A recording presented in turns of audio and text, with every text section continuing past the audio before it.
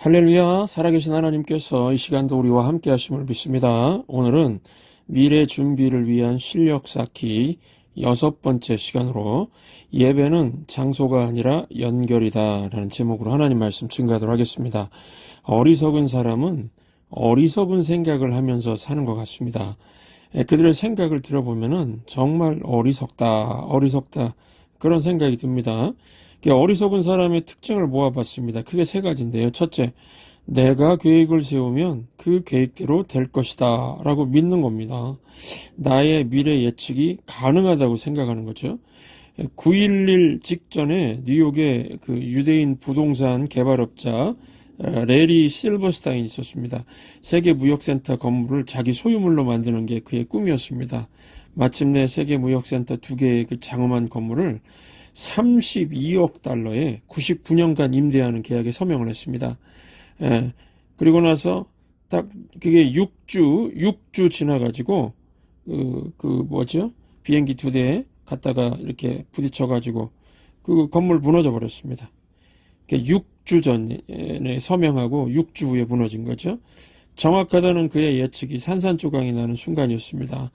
여러분, 우리는 계획은 세울 수 있어도 성취는 누가 하십니까?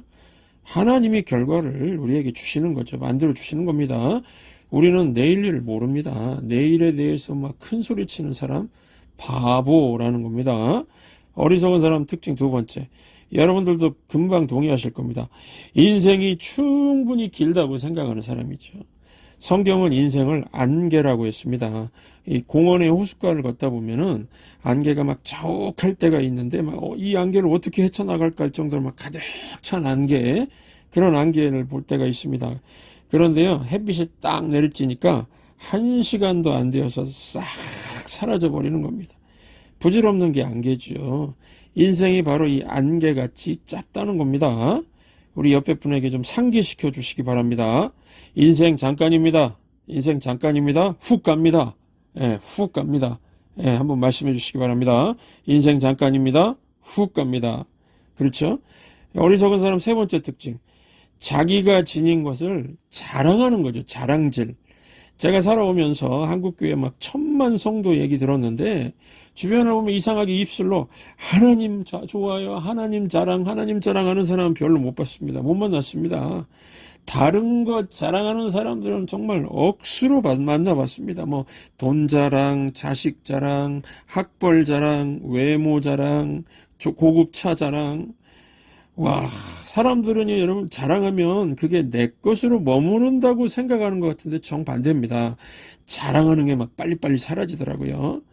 어떤 부자가 있었습니다. 서울 근교에 있는 아주 멋진 별장을 갖고 있었는데, 서울에서 1시간도 안 되는 거리에 막 진시 황제가 지었다는 아방궁이 있죠. 아방궁 같은 막 의리의리한 별장이었답니다.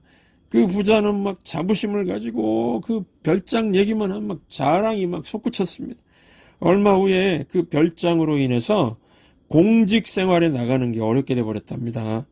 근데 자랑하던 게 인생의 장애가 된 거죠. 자랑하면은요, 대부분 빨리 사라집니다. 그런데 어리석은 사람은 이것을 모른다는 겁니다. 여러분, 어리석은 자의 이 세 가지 특징에 해당되지 않는 삶을 사시기 바랍니다.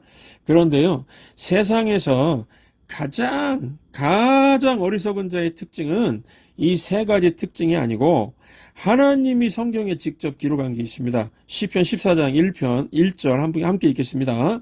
어리석은 자는 그의 마음에 이르기를 하나님이 없다 하는도다. 하나님이 없다, 이렇게 말하는 사람들 보고서 하나님께서는 어떤 반응을 보이실까요? 시편 2편 4절 함께 읽겠습니다. 하늘에 계신 이가 웃으시며 주께서 그들을 비웃으시리로다. 하나님께서요, 이 바보야 그러면서 웃으시고 나 여기 있는데 말도 안 되는 소리라고 비웃으신다는 겁니다. 하늘에 계시니 이게 우주를 창조한 하나님을 뜻합니다. 저는 우주에 관심이 많은데요. 지구가 속한 은하계의 지름이 10만 광년이라고 합니다. 이거는 빛의 속도로 가도 10만 년을 가야 된다는 겁니다. 그렇게 높습니다. 보이저 1호라고 무인 탐사선이죠. 이거를 1977년에 쏘아 올렸는데 우리 지구가 소속된 태양계를 벗어나는데 28년 걸렸답니다. 그러니까 이 지구가 속한 은하계는 얼마나 높습니까? 우리 지구가 이 속한 은하계에서 제일 가까운 은하계가 안드로메다라고 하는데요. 이 안드로메다 은하계 지름은 25만 광년이랍니다. 그리고 우리 지구에서 안드로메다까지 가는 거리가 250만 광년이라고 합니다. 이게 무슨 뜻이냐면요. 우리가 천체망원경으로 안드로메다 은하계의 별빛, 볕을 반짝 볼 때 그 빛이 250만 년 전 것이라는 겁니다. 제가 지금 두 개 얘기했죠? 그런데요, 이건 아무것도 아닙니다. 최근에 가장 업데이트된 기록에 의하면은 우주에는 확인된 은하계, 갤럭시죠. 은하계만 1조 개가 있다고 합니다. 옛날에는 한 1700억 개 정도라고 그랬는데 이제는 기술이 발달해가지고 좀 더 확인된 게 1조 개입니다. 그러니까 우주가 어마어마하게 큰 거죠. 이런 우주만 쳐다봐도 창조주 하나님께 경배심이 나오는 거 아닙니까? 물리학자들 얘기가요. 우주가 존재하려면 네 가지 힘이 필요하답니다. 중력, 전자기력, 약한 핵력, 강한 핵력. 이게 조금만 틀려도 우주는 사라져 버린다는 겁니다. 그런데 이 네 가지 힘이 정확히 존재한다는 겁니다. 이거를 창조주 하나님이 붙들고 있기 때문에 가능하다는 겁니다. 이 과학을 하는 물리학자들은요, 이거 다 압니다. 그러니까 우주는 하나님 없이 우연히 될 수가 없는 거죠. 그래서 그냥 창조주 하나님이 계시는구나, 살아 계시는구나 하면 되는데 하나님은 없어, 하나님은 없어, 이렇게 고집스럽게 주장한다는 겁니다. 얼마나 무례하고 얼마나 어리석습니까? 여러분, 우리 인간이 하나님은 없다고 말할 수 있습니까? 뭘 한다고 이런 말 할 수 있습니까? 우주만 봐도 창조주 하나님께 경배심이 드는데요. 우리 인간이 할 수 있는 가장 정직한 고백은 내가 아직 하나님을 못 찾았습니다. 그래야죠. 그래서 저는 하나님이 없어요 하는 사람을 그냥 아직 하나님 못 찾은 사람으로 생각하고 전도를 하고 있습니다. 여러분, 아모스서 5장은 이 전체의 아모스서 전체 하이라이트입니다. 왜냐면은 나머지 부분들에서는 주로 뭐 심판, 잘못한 거 지적하는 이런 얘기가 나오는데요. 이 5장에서는 유일하게 해결책을 말하고 있습니다. 그 해결책이 뭐냐면은 하나님을 찾으면 된다는 겁니다. 아모스 5장에는 하나님을 찾으라는 말이 3번 나옵니다. 그래서 3주에 걸쳐서 하나님을 찾으라는 의미가 무엇인지 한 가지씩 살펴보려고 합니다. 오늘은 5장 4절 5절 말씀을 중심으로 살피겠습니다. 4절 5절 함께 읽겠습니다. 여호와께서 이스라엘 족속에게 이와 같이 말씀하시기를 너희는 나를 찾으라. 그리하면 살리라. 베델을 찾지 말며 길갈로 들어가지 말며 부엘세바로도 나아가지 말라. 길갈은 반드시 사로잡히겠고 베델은 비참하게 될 것임이라 하셨나니. 하나님을 찾으라고 하니까 이스라엘 족속들이 뭐 하고 있습니까? 성스러운 곳들이라고 불리는 장소에 찾아가가지고 하나님을 찾자, 하나님 찾자 그러고 있다는 겁니다. 베델은 야곱이 이스라엘의 조상 야곱이 하나님 만난 곳이죠. 그래서 성지로 여겨졌습니다. 길갈은 이스라엘 백성들이 하나님의 기적과 승리를 맛본 곳입니다. 그래서 12개의 돌을 쌓고 예배의 단을 쌓았던 곳입니다. 이것도 성지입니다. 부엘세바도 마찬가지입니다. 부엘세바는 맹세의 우물이라는 뜻으로 하나님의 축복으로 물이 터져 나온 곳입니다. 이것도 아주 유명한 성지였습니다. 그래서 거기 가서 성지 찾아가서 예배드리면은 하나님을 찾을 수 있다고 생각했다는 겁니다. 그런데 거기 간다고 하나님이 계신 게 아니죠. 아모스는 예배를 장소 개념으로 잘못 이해하고 있는 사람들에게 성지순례 그만하라. 장소에 무슨 의미가 있느냐. 더 중요한 건 하나님 만나는 거다. 이렇게 가르치는 겁니다. 여러분, 장소가 중요한 게 아니고 뭐가 중요한 겁니까? 찬송가 438장 보시면 내가 뭐 높은 산속에 있든 거친 들판에 있든 초막에 있든 뭐 궁궐에 있든 중요한 게 무엇이라고 합니까? 내 주 예수 모신 곳은 그 어디나 하늘나다. 그러니까 이게 하늘나라, 하나님이 통치하신 곳이죠. 하나님의 임재와 영광이 있는 곳은 어디냐면은 내 주 예수 모신 곳이면 된다는 겁니다. 주 예수와 동행하니 그 어디나 하늘나라. 이거는 장소 개념이 아니고 동행과 만남이 중요하다는 겁니다. 만남이 없다면 장소가 무슨 의미가 있느냐는 겁니다.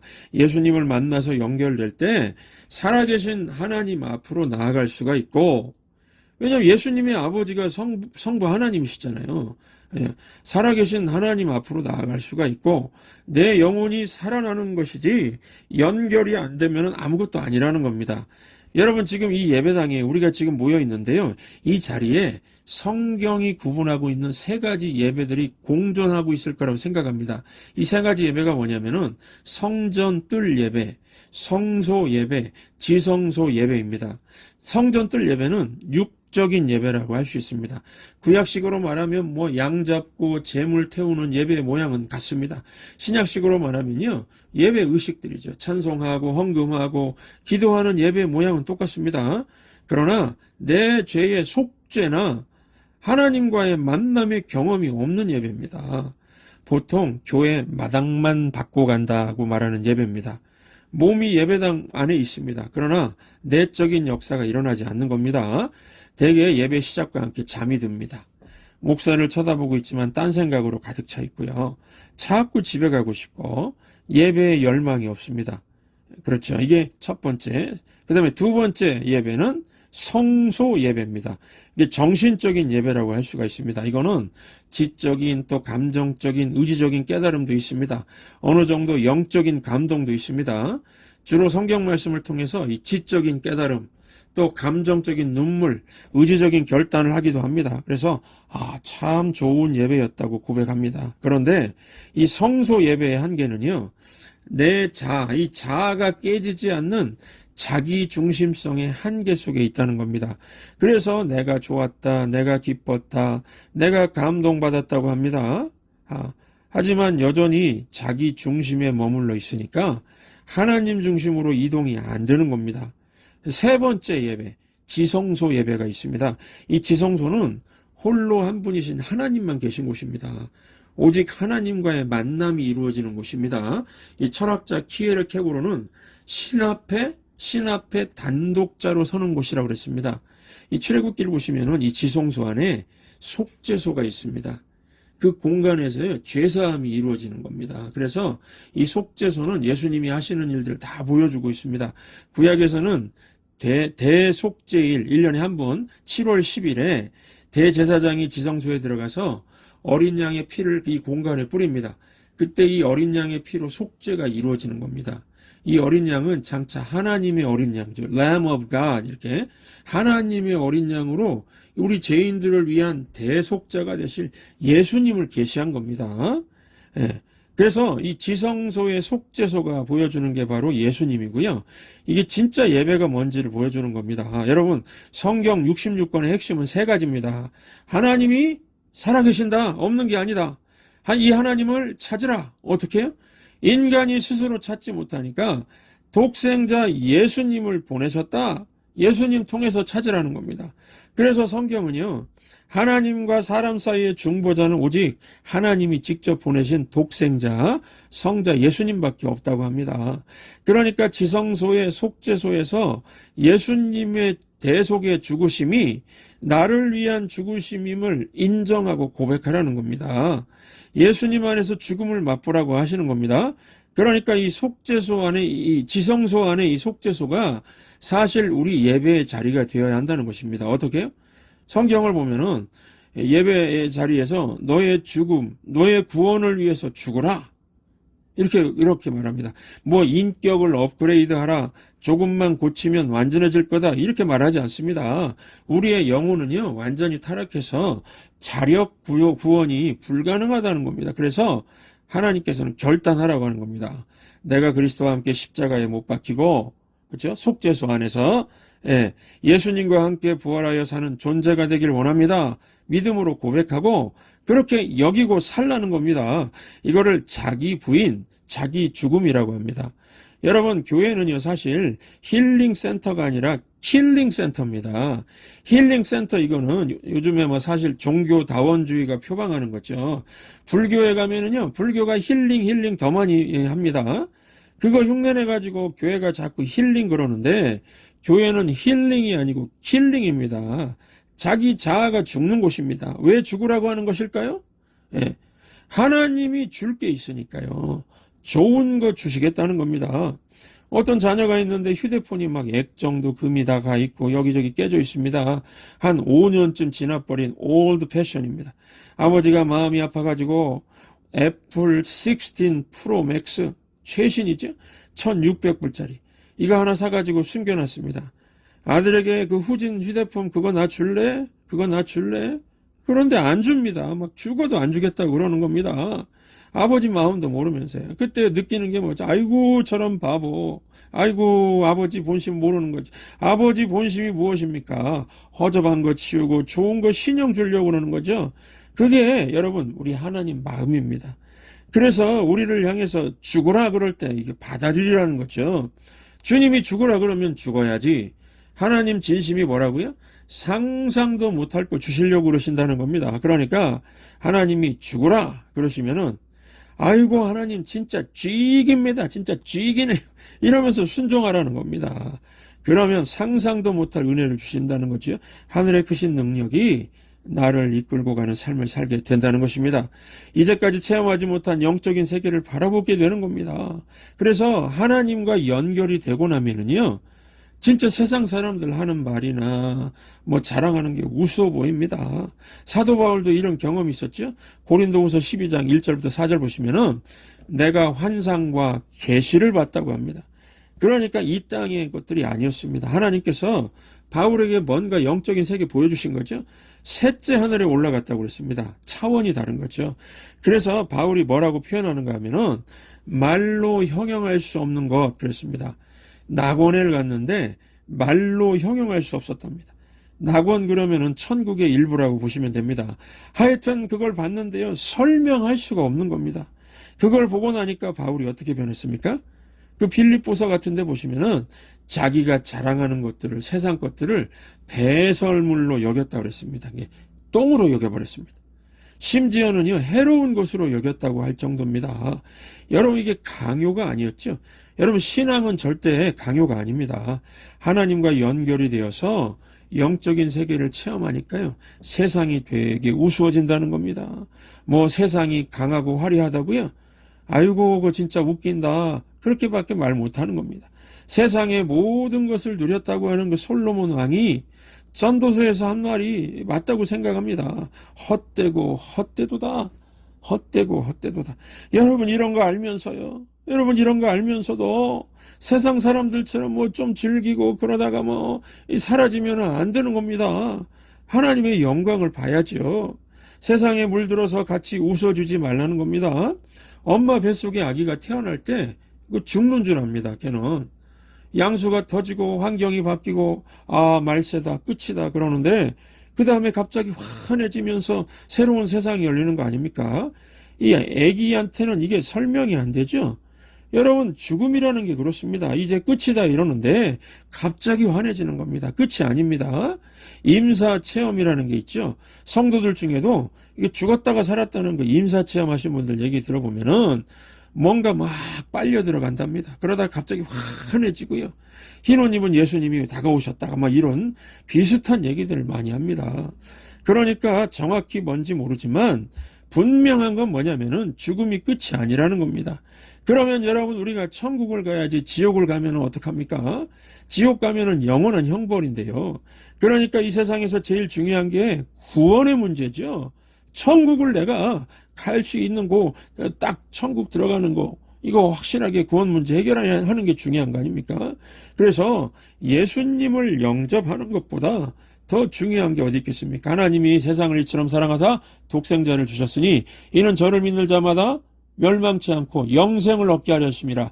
하나님의 생명 천국에 들어간다는 겁니다. 여러분 세상이 우리를 속이는 거에 현혹되지 마시기 바랍니다. 인생 길어야 100년입니다. 이게 잠깐이고 훅 갑니다. 세상의 것이 뭐 강하고 화려하다고요? 그거 붙들려고 구원과 영원한 천국을 버리겠다고요? 하나님과 연결이 되면은 영혼과 연결이 되는 것이고, 하늘의 것, 하늘의 영광이 뭔지 알면은 세상의 것을 배설물로 여긴다니까요. 심지어는 해로운 것으로 여길 정도로 비교가 안 된다는 것입니다. 그래서 찬양도 있지 않습니까?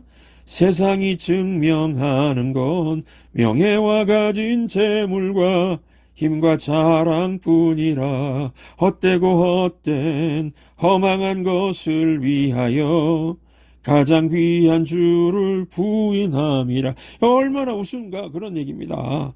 가장 귀한 것, 가장 귀한 예수님과 구원과 영생, 이거를 부인한다는 건 진짜 바보 같은 것이죠. 그러므로 괜히 헛된 것을 쫓으면서 인생 낭비하지 마시고, 아직도 이 땅이 전부인 양 살아가는 이들에게 예수님을 통해서 하나님 아버지를 만나게 하고 성령의 임재를 체험하는 삶을 살게 하는 사명자의 길을 걸어가시기를 주의 이름으로 축원합니다.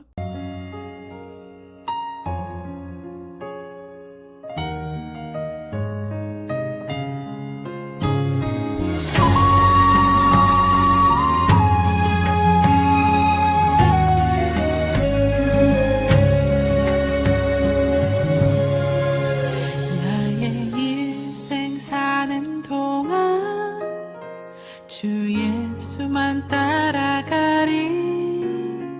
주님이 보여주신 삶 나 그렇게만 살으리. 환난이 닥쳐와도 내 목숨을 빼앗으려 해도 내 주